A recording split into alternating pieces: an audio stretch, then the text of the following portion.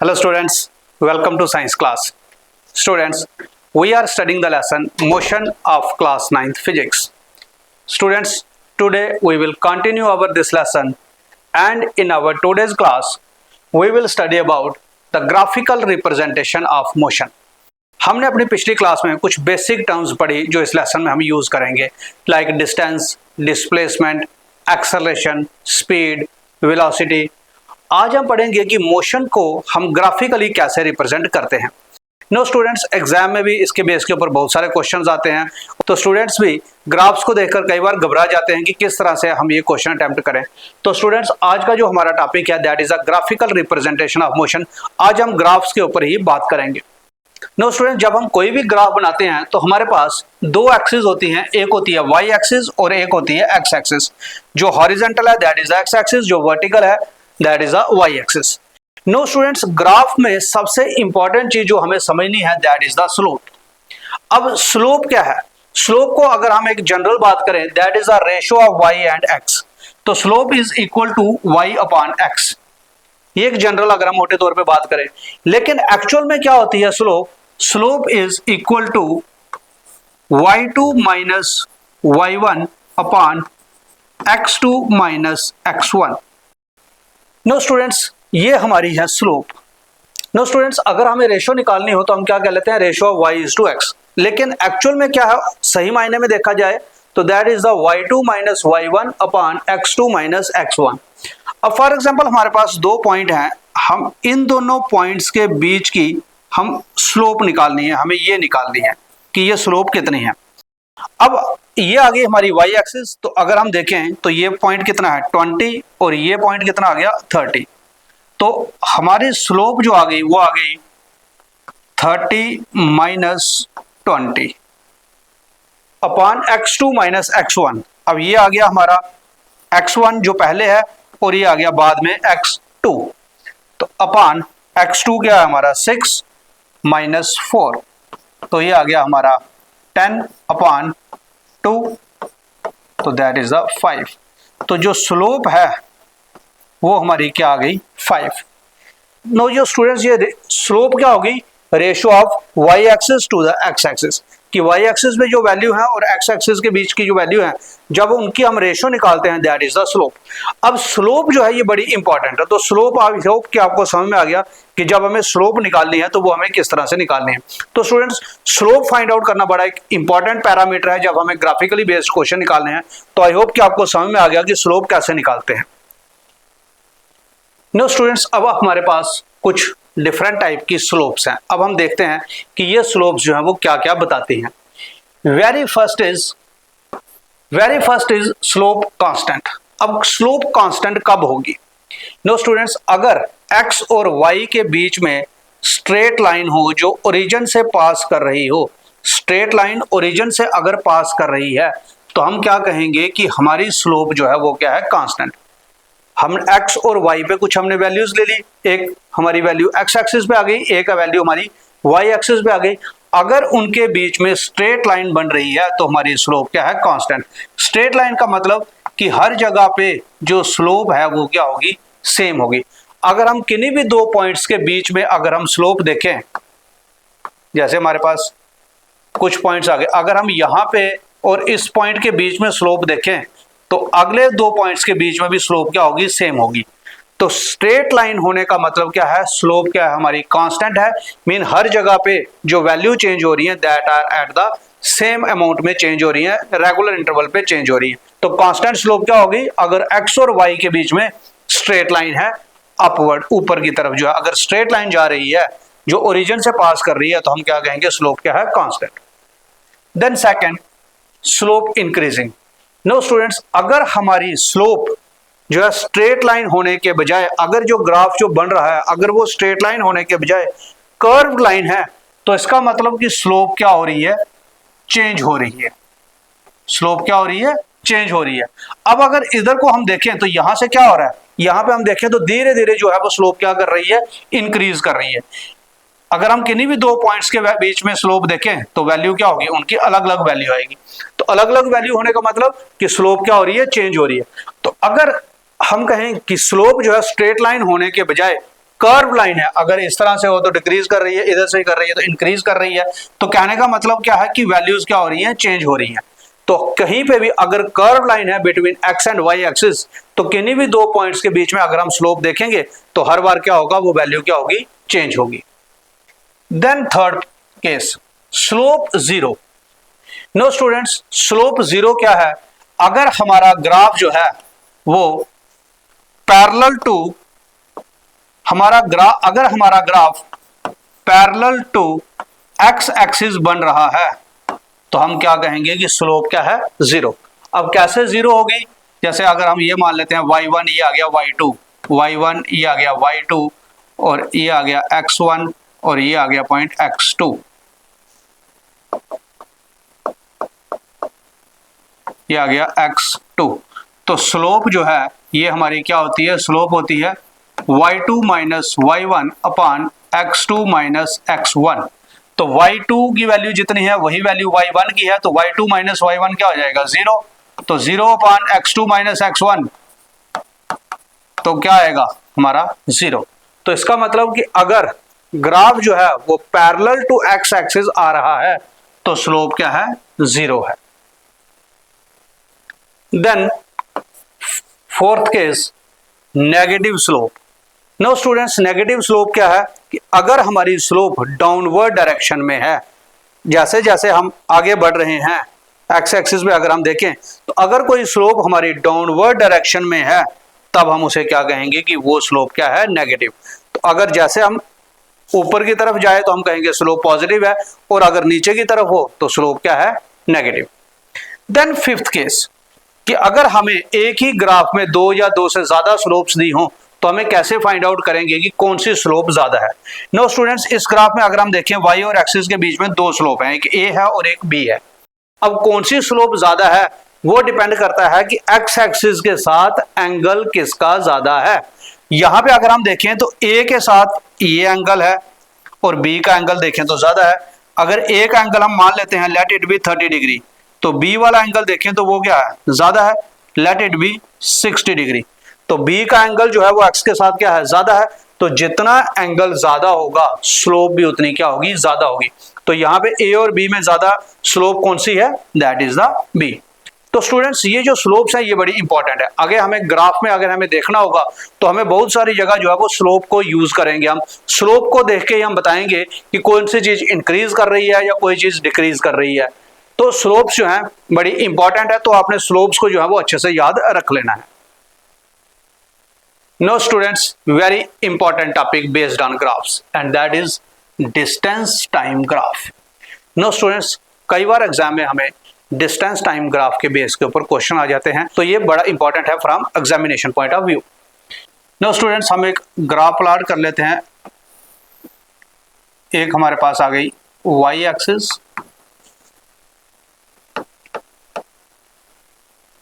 एक हमारे पास आ गई y एक्सिस और ये आ गई हमारे पास x एक्सिस। y एक्सिस पे हम ले लेते हैं डिस्टेंस इन मीटर और x एक्सिस पे हम ले लेते हैं time in second. Now students, आपने ये जो ग्राफ है ये आपने ग्राफ पेपर के ऊपर बनाने हैं, ऐसे नहीं बना देने हैं, ताकि हमें एग्जैक्ट जो है वो पॉइंट्स हम मार्क कर सकें। तो आप घर में इसको प्रैक्टिस करेंगे किसके ऊपर, ग्राफ पेपर के ऊपर। तो ये आ गया हमारा ओरिजिन 0। अब हम कुछ टाइम ले लेते हैं एक्स एक्सिस पे, इक्वल इंटरवल हम ले लेते हैं, से 1 2 3 4 एंड 5। ऐसे हम इधर हम इक्वल डिस्टेंस के ऊपर कुछ पॉइंट मार्क कर लेते हैं। तो से 5 10 15 20 25। ये आ गई हमारी एक्स एक्सिस जिसके ऊपर हमने टाइम ले लिया, और ये आ गई वाई एक्सिस जिसके ऊपर हमने क्या ले लिया, डिस्टेंस। नो स्टूडेंट्स, हमें डिस्टेंस टाइम ग्राफ जो है वो हमें प्लॉट करना है।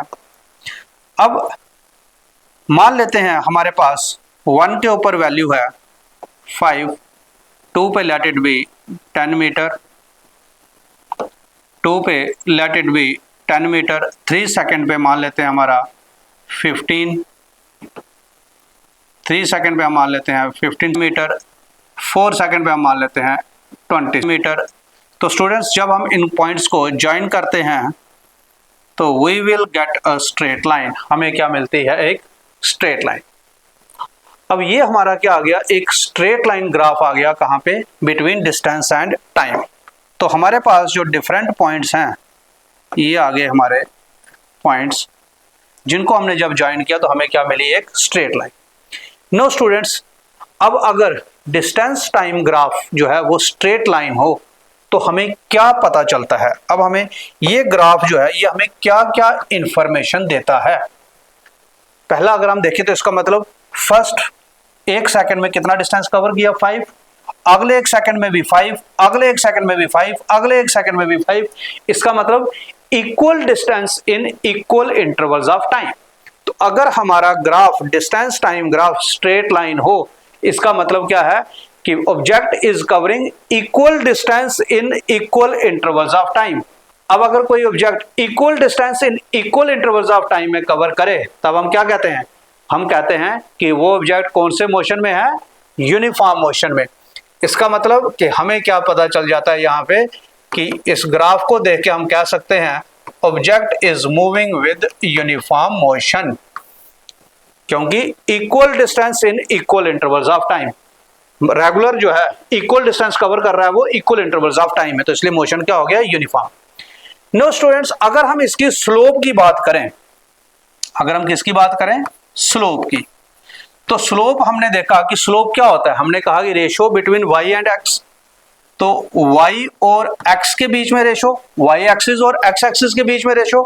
अगर हम y एक्सिस पे देखें तो हमने लिया क्या है, हमने लिया है डिस्टेंस, हमने क्या लिया है, डिस्टेंस, और x एक्सिस पे हमने क्या लिया है, टाइम। अब डिस्टेंस और टाइम के बीच की रेशियो क्या होती है, सोचो जरा। Yes, it is speed. ये क्या है, स्पीड। इसका मतलब कि हम डिस्टेंस टाइम ग्राफ से क्या फाइंड आउट कर सकते हैं, स्पीड।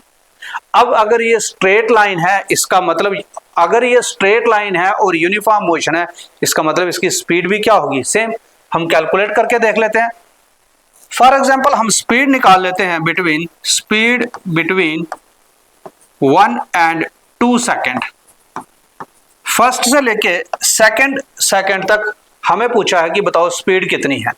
तो अब हम देख लेते हैं डिस्टेंस कितना कवर किया। जब 1 सेकंड में था तो डिस्टेंस कितना था हमारा 5, और 2 सेकंड में कितना हो गया 10, तो डिस्टेंस इसने कितना कवर कर लिया, 10 - 5 दैट इज 5 मीटर। तो अगर हम देखें तो 1 पे क्या वैल्यू है 5 और 2 पे कितनी वैल्यू है 10, तो डिस्टेंस कितना हो गया 10 - 5। 1 से हमें पूछा है कि डिस्टेंस हमने निकालना है स्पीड 1 से लेके 2 तक, तो डिस्टेंस भी हमें देखना है 1 से लेके 2 तक कितना कवर किया। 2 पे कितना है 10 और 1 पे कितना है 5, तो डिस्टेंस कितना हो गया 5 मीटर। टाइम हमारा आ गया 1 सेकेंड, तो स्पीड जो है वो हमारी कितनी आ गई 5/1 = 5 मीटर पर सेकेंड। अब यूनिफॉर्म मोशन है तो हर जगह स्पीड क्या होनी चाहिए, सेम। अब हम स्पीड निकाल लेते हैं 3 और 4 के बीच में कि 3 और 4 पे स्पीड क्या थी। 3 और 4 की अगर हम बात करें तो डिस्टेंस कितना है, डिस्टेंस कितना है 3 पे हमारा 15 और 4 पे कितना है 20, तो अगेन डिस्टेंस कितना आ गया हमारा 5 मीटर।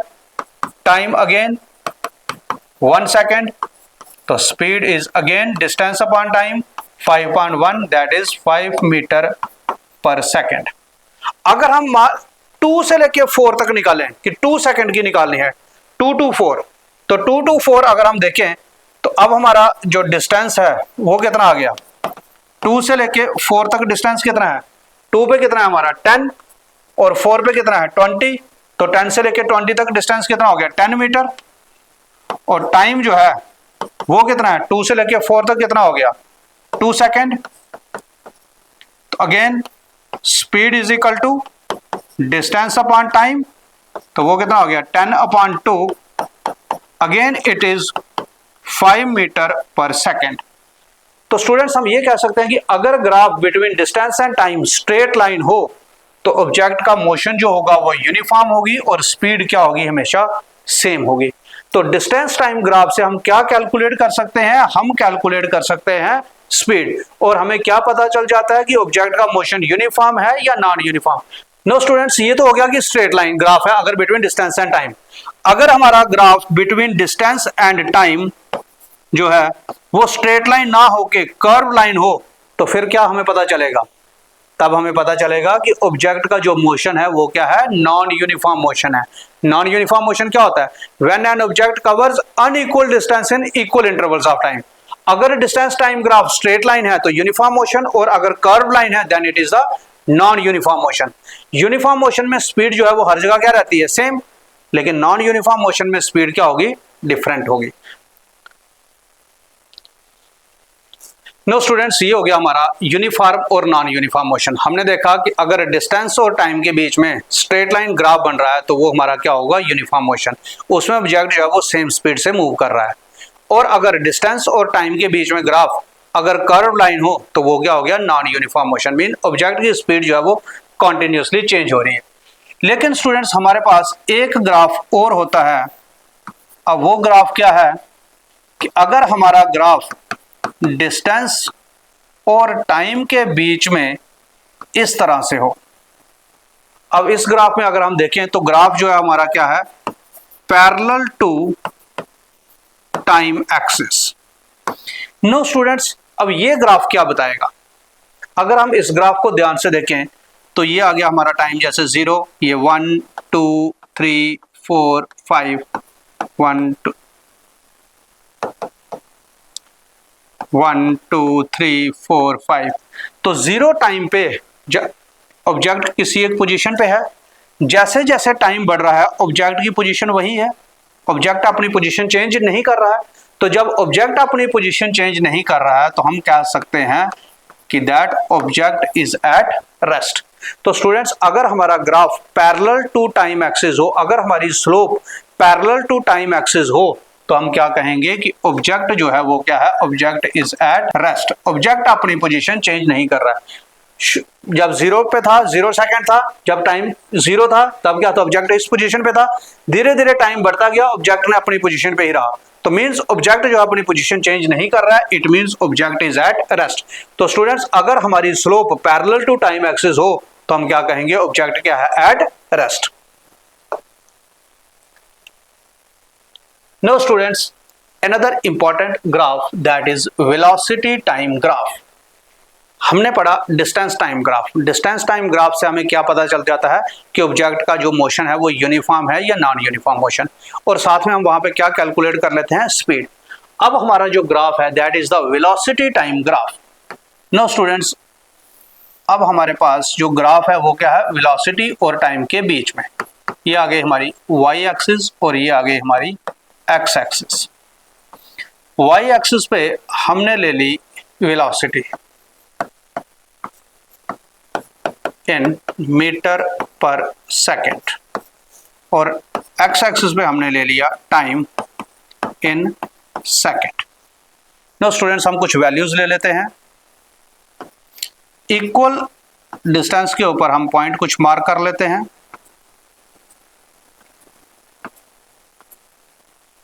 से 0 1 2 3 4 5 5 10 15 20 25।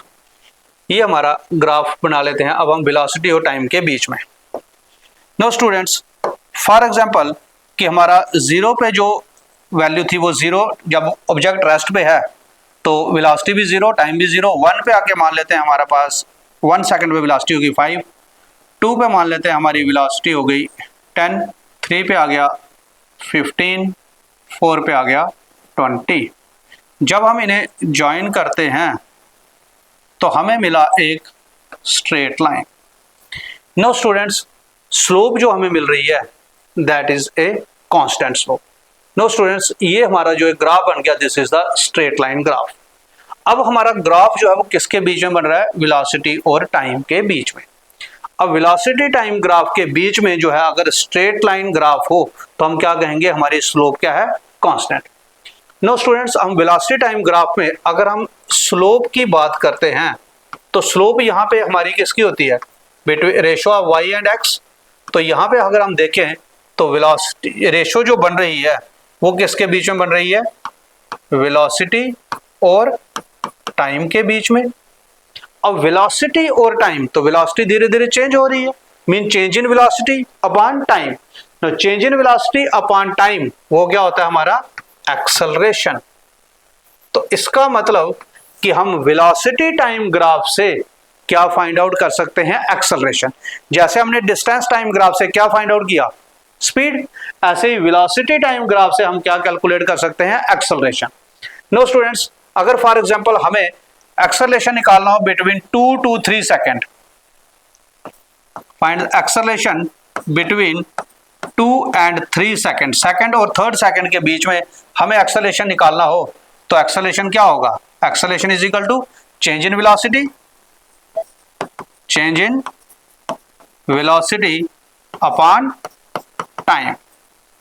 तो चेंज इन वेलोसिटी मतलब 3 पे कितनी थी हमारी? 3 पे आ गई 15, 2 पे कितनी है? 10, तो 15 माइनस 10 अपॉन 1, 2 से 3 हो गया 1 सेकेंड, तो ये आ गया 5, 15 में से 10 निकाले, 5 upon 1 means 5 metre per second square. तो 2 से लेके 3 तक जो हमारा एक्सेलरेशन है वो कितना है? 5 मीटर पर सेकेंड स्क्वायर। ऐसे ही हम किसी और का निकाल लेते हैं।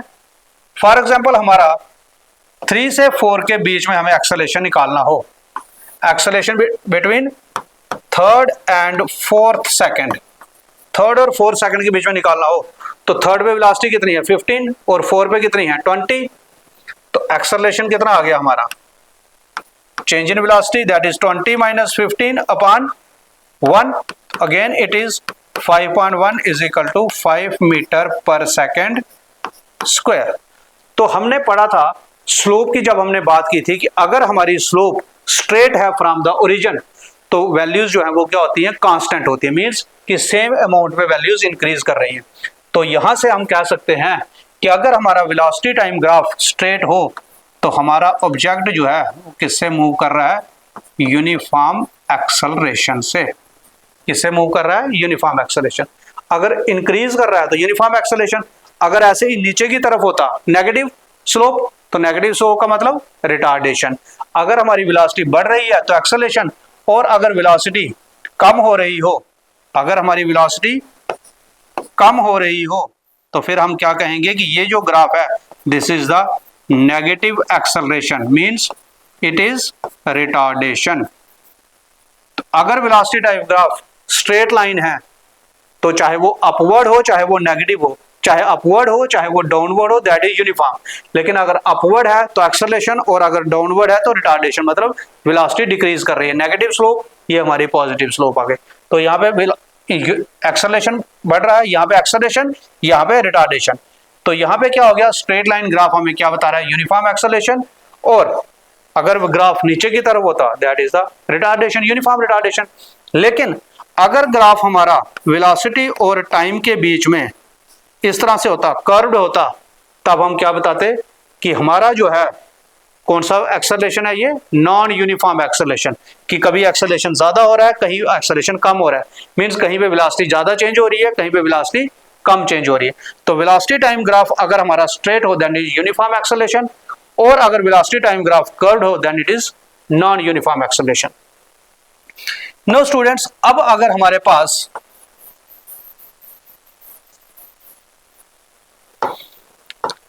अब अगर हमारे पास वेलोसिटी टाइम ग्राफ जो है पैरेलल हो टाइम एक्सिस के, वेलोसिटी और टाइम ग्राफ पैरेलल हो टाइम एक्सिस के, तब ये ग्राफ क्या रिप्रेजेंट कर रहा है? अब स्लोप क्या है? पैरेलल है टाइम एक्सिस के। हमने डिस्टेंस टाइम ग्राफ में देखा अगर हमारी स्लोप, अगर हमारा ग्राफ टाइम एक्सिस के पैरेलल है, तब क्या था? वो क्या रिप्रेजेंट करता था? That is the object is at rest. अब वेलोसिटी टाइम ग्राफ जो है, अब अगर ये पैरेलल है टाइम एक्सिस के, या स्लोप हम कहें कि पैरेलल है टाइम एक्सिस के, तो ये क्या रिप्रेजेंट करती है? ये रिप्रेजेंट करता है जीरो एक्सेलरेशन। ये क्या रिप्रेजेंट कर रहा है? Zero acceleration. Means with time velocity remain same. जैसे जैसे टाइम बढ़ रहा है तो वेलोसिटी क्या है? सेम है। अगर वेलोसिटी सेम है तो चेंज इन वेलोसिटी क्या होगा? जीरो। फाइनल वेलोसिटी भी सेम, इनिशियल वेलोसिटी भी सेम, तो फाइनल माइनस इनिशियल क्या हो जाएगा? जीरो। इसका मतलब कि ऑब्जेक्ट जो है वो सेम वेलोसिटी से कांस्टेंट वेलोसिटी से मूव कर रहा है, उसकी वेलोसिटी चेंज नहीं हो रही है। अगर यहाँ पे अगर हम देखें तो वेलोसिटी क्या हो रही है, इंक्रीज कर रही है, रेगुलर अमाउंट पे इंक्रीज कर रही है। यहाँ पे वेलोसिटी रेगुलर अमाउंट पे डिक्रीज कर रही है, यहाँ पे इररेगुलर अमाउंट पे इंक्रीज कर रही है। लेकिन यहाँ पे वेलोसिटी इंक्रीज नहीं कर रही है, सेम वेलोसिटी से ऑब्जेक्ट मूव कर रहा है, तब इसे क्या कहेंगे हम, जीरो एक्सेलरेशन। नो स्टूडेंट्स, एक इंपॉर्टेंट चीज जो आपने याद रखनी है वो क्या है कि वेलोसिटी टाइम ग्राफ में जो हमारा एरिया होता है, area under velocity time graph, area under velocity time graph वो हमें क्या बताता है, वो हमें बताता है distance covered by the object. Area under velocity time graph क्या बताता है, डिस्टेंस। नो स्टूडेंट्स, जैसे अगर मान लेते हैं कि हमारे पास कुछ वैल्यूज हैं, अब हमने ग्राफ प्लॉट किया,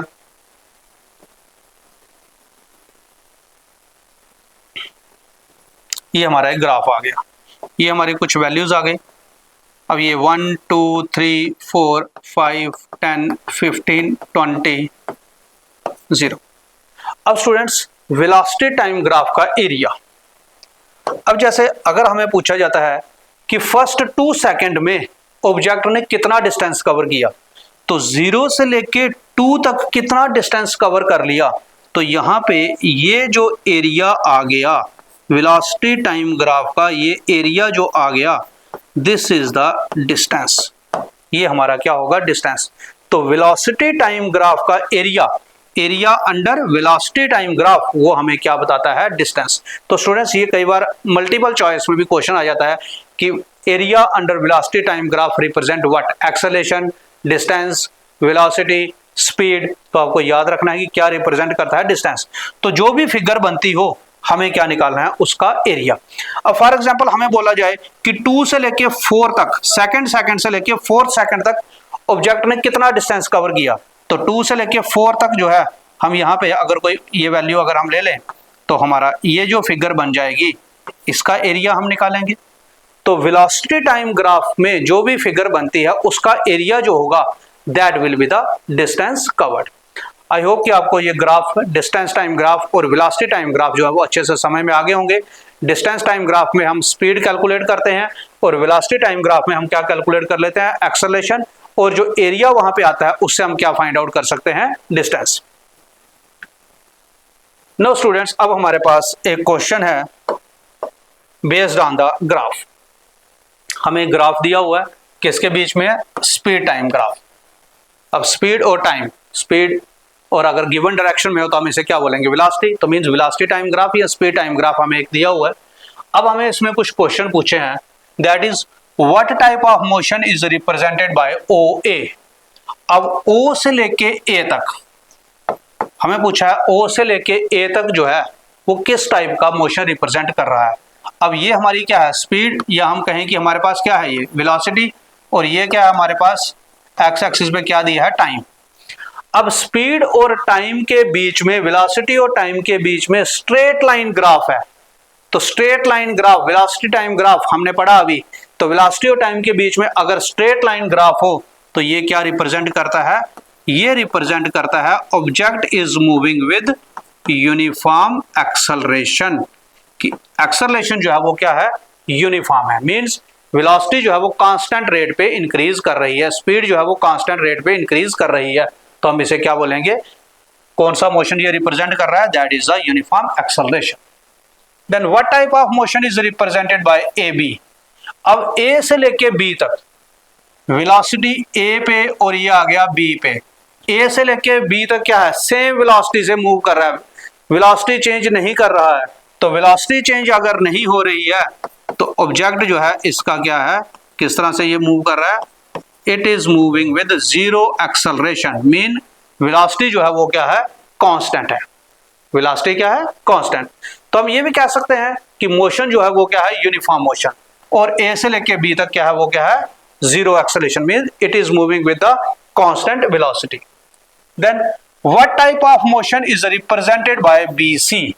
अब तीसरा जो है वो क्या है कि BC जो है वो क्या रिप्रेजेंट कर रहा है। अगर BC की बात करें तो नेगेटिव स्लोप है, नीचे को स्लोप आ रही है, तो स्लोप अगर नीचे को आ रही है तो इसका मतलब नेगेटिव। अब यहाँ पे वेलोसिटी क्या हो रही है, डिक्रीज कर रही है, इट इज डिक्रीजिंग और फाइनली जीरो हो गई। तो इसका मतलब कि ये क्या है हमारा uniform retardation means negative acceleration. तो BC पार्ट क्या रिप्रेजेंट कर रहा है, यूनिफॉर्म रिटार्डेशन की वेलोसिटी जो है वो रेगुलर अमाउंट पे क्या हो रही है, डिक्रीज हो रही है। तो again it is a uniform retardation. Then D, find out the acceleration of the body. अब फोर्थ की अगर हम बात करें तो हमें पूछा एक्सेलरेशन। नो स्टूडेंट्स, अब आप यहां पे मुझे ये बताएं कि इस ग्राफ में कौन सा पार्ट है यहां पे हमें पता चल रहा हो कि एक्सेलरेशन है। एक्सेलरेशन का मतलब वेलोसिटी इंक्रीज कर रही है। तो यहां पे अगर हमारे पास देखें तो OA है, एक AB है, एक BC है। तो इनमें से कौन सी ऐसी लाइन है जो रिप्रेजेंट कर रही है, कौन सी ऐसी स्लोप है जो रिप्रेजेंट कर रही है कि एक्सेलरेशन है। वो स्लोप कौन सी है हमारी, OA। मतलब यहां से हम देखें तो वेलोसिटी क्या हो रही है, इंक्रीज कर रही है। तो फाइंड आउट द एक्सेलरेशन। तो हमारे पास हमें निकालना है एक्सेलरेशन। तो एक्सेलरेशन क्या होता है, एक्सेलरेशन है change in velocity upon time. तो change in velocity, final velocity कितनी है 6 माइनस इनिशियल वेलोसिटी कितनी है 0 अपॉन टाइम कितना है 4। तो ये आ गया 6 अपॉन 4, तो ये आ गया हमारा 1.5 मीटर पर सेकंड स्क्वायर। तो एक्सेलरेशन जो है वो हमारा कितना आ गया 1.5 मीटर पर सेकंड स्क्वायर। तो ये OA जो है ये रिप्रेजेंट कर रहा है acceleration. Then E part is calculate the retardation of the body. अब रिटार्डेशन जो है वो कौन रिप्रेजेंट कर रहा है, तो रिटार्डेशन जो है यहाँ पे वेलोसिटी डिक्रीज हो रही है, दैट इज BC। B से C की तरफ वेलोसिटी क्या हो रही है, डिक्रीज। तो फिफ्थ पार्ट की अगर हम बात करें दैट इज द रिटार्डेशन। तो रिटार्डेशन जो है वो हमारा क्या हो गया, mean acceleration is change in velocity upon time. तो ये आ गया हमारा फाइनल वेलोसिटी कितनी आ गई 0 और इनिशियल वेलोसिटी आ गई 6। तो 0 माइनस 6 अपॉन टाइम भी कितना हमारा 6, तो माइनस 6 अपॉन 6, तो ये आ गया हमारा -1 metre per second square.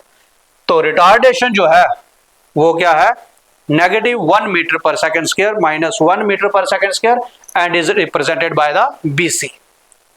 No students, find out the distance travelled by the body from A to B। अब हमें बोला है A से लेके B तक। अब ये आ गया पॉइंट हमारा A और ये आ गया B। A से लेके B तक जो है वो डिस्टेंस कितना कवर किया।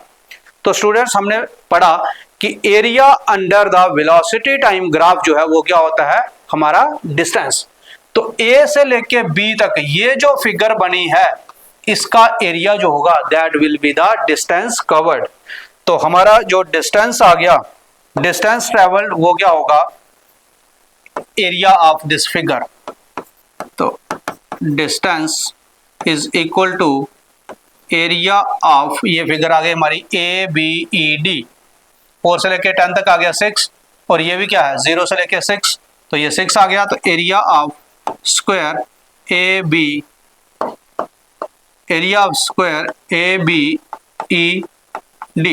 तो ये हमारा आ गया ABED का स्क्वायर का एरिया। तो ये हमारा कितना हो गया हमारा, अब ये कितना है हमारा 4 से लेके A से लेके B तक कितना आ गया 6 और 10 से 0 से लेके, अब यहाँ पे A से लेके B तक कितना है हमारा 4 to 10 दैट इज 6 और ये कितना आ गया हमारा ये भी 6। तो is equal to 6 × 6 is equal to 36 metre. तो स्टूडेंट्स जो डिस्टेंस कवर किया दैट इज द 36 मीटर। तो स्टूडेंट्स इस तरह से हम कैलकुलेट कर सकते हैं distance, that is by calculating the area under velocity time graph.